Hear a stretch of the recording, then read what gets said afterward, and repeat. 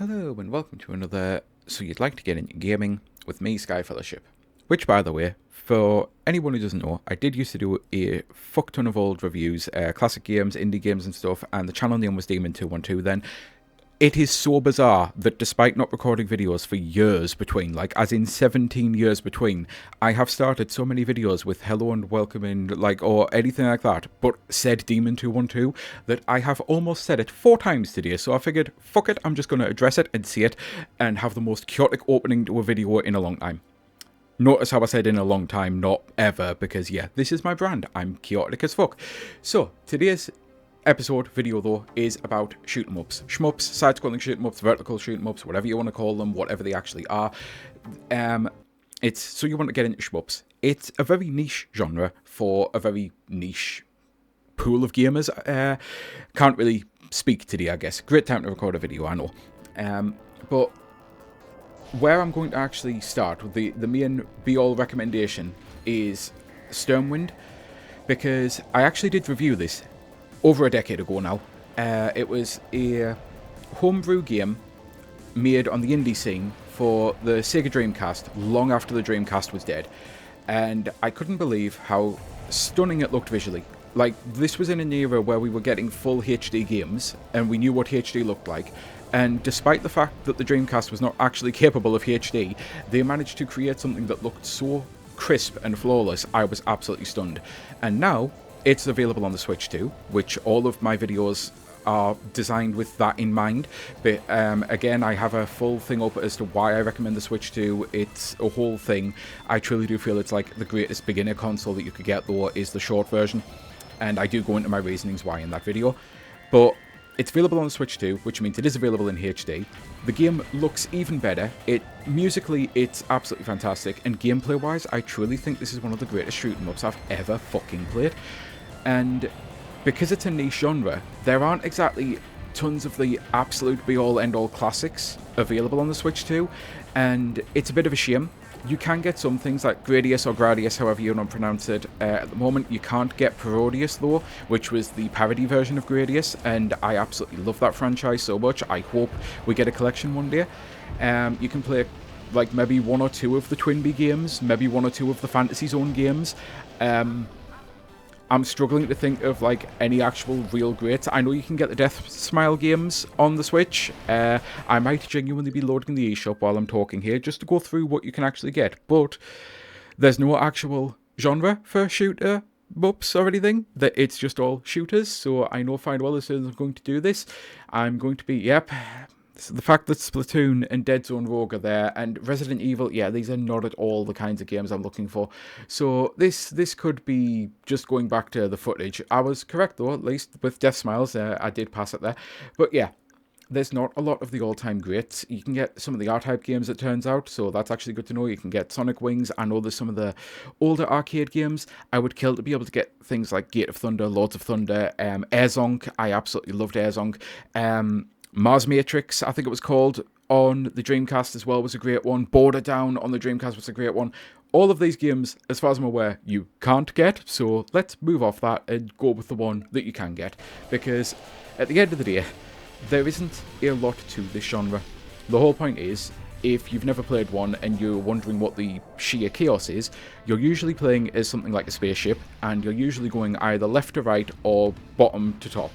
Bottom to top is known as Tartier or Tate, again, however you want to pronounce it. And this is horizontal side-scrolling, essentially.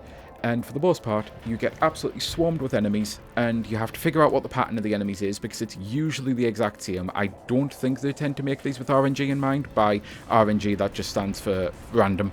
We'll just say it's actually random number generator, but it's one of those gamer sayings that if you know it, you know it, but if not, I realised I should probably explain it, because RNG for someone else might be something, you know, to do with food for all I know. But as far as I'm aware, there's never any actual randomness designed in these games, unless it is something that's considered to be a rogue game, a roguelike or roguelite.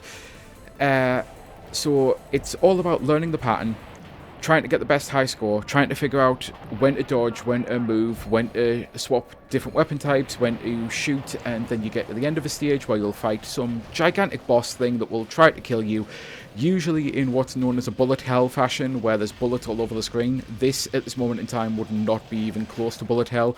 Quite frankly, everything that you've seen fired at me so far in this entire stage would have to all come out at once for that to be considered bullet hell. Those kind of shoot 'em ups are not beginner friendly at all. They're incredibly difficult, and that is another reason why I've said to go for Stormwind, because Stormwind actually is pretty beginner friendly. On top of the fact that you can choose difficulty, and you can actually go through the arcade mode on easy, hard, or difficult, or you can play the mission mode. To be fair, the mission mode's easy, medium, hard. The arcade mode, oh, it also has it, yeah. But the arcade mode is going to be different, because usually in games like this, an arcade mode is you have to play all of the levels in one, whereas mission mode lets you actually play 1-1, 1-2, 1-3, or maybe it's just level 1, level 2, level 3. So it also allows you to slowly progress through, and it allows you to practice on stages that you may be really struggling with, to be able to actually get through arcade mode on however many lives and continues you have. So yeah, I truly do feel this is like a great beginner's game, and I'm aware this is a very niche video with not a lot to actually talk about. Eventually I'm going to run out of ideas, not so much ideas of what to do with so you want to get into games, but I don't want to be making super niche genres. I mean, I've already done RPGs and included pretty much every major kind of RPG you can get, because I really didn't want to do, so you want to get into tactical RPGs, so you want to get into strategy RPGs, so you wanted to get into JRPGs, so you wanted to get into action RPGs, etc, etc, etc. An RPG is an RPG at the end of the day.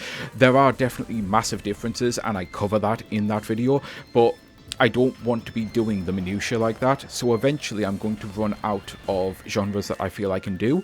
But shoot 'em ups, while there isn't a lot for me to say, it deserves some hype, it deserves some praise, and it deserves its own video, because this is a genre I do actually care about. I've played a lot of them over the years, and I know it's very niche, and I know it's kind of a dying art. Not many people really make these sorts of games anymore, and it's with good reason, because they're just not that popular, and it's a shame, because the great ones, the truly great ones, I know finally you can get Ikaruga on the Switch. I would definitely recommend that.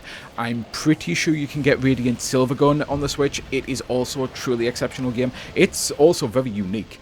It's a very, very unique shoot 'em up. But for your get-go, for your starter, get Stormwind. I would love to think some of the other Dreamcast indie games, and I know there's at least one or two. Annoyingly, I can see the artwork in my mind. I own the game. I might be able to find it while I'm closing the video out, because I think it begins with a G. To be honest, this is where I actually should have went thinking about it, because I know I've got the Airfighter games, Blazing Stars available, Pulse Stars available, Last Resorts available. You can get some truly great games, but unless I can find this real quick, and again, I think it was a G, so I'm in the G range now. Oh, you can get Gunbird 1 and 2, actually, that's really good. Graceful Explosion Machine is an indie one. Absolutely brilliant game. I am glad I did this, because I'm at least getting to point out just how many extra really great games there are. It's possible I bought it on an American account, or it's possible I'm forgetting the name of it. It's so annoying. If I remember, I will actually put it in the comments of the video, because I do need to actually end this video now. But, oh, there's another one though, Stern Den, which there's... Oh, Velocity. Velocity, I know fine well, is available as well. I don't know if I bought it on this account, but there it is. Velocity 2X. Yeah, another great game. The Visara Collection. Yeah, I think I've mentioned enough now.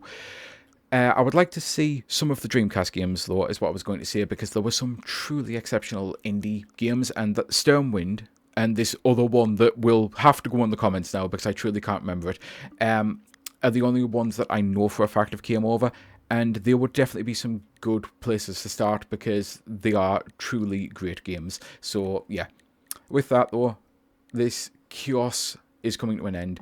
And I'm going to say, until next time, I hope the video's at least been mildly helpful to you. Again, I know I've went weird at the end here by mentioning so many different titles, which the Capcom arcade stadiums will actually also have a bunch of great shoot 'em ups, like Forgotten Worlds is a really good one, and I used to love it. That's more potentially nostalgia. I don't know if a lot of people talk about that in a positive light. It's called Ghostblade HD. I don't need to put it in the comments. It was a G. I don't know how I missed it. It was literally right next to Graceful Explosion Machine. That's the other Dreamcast game I would recommend that got ported anywhere. Forgotten Worlds mightn't be regarded fondly, but I absolutely loved it.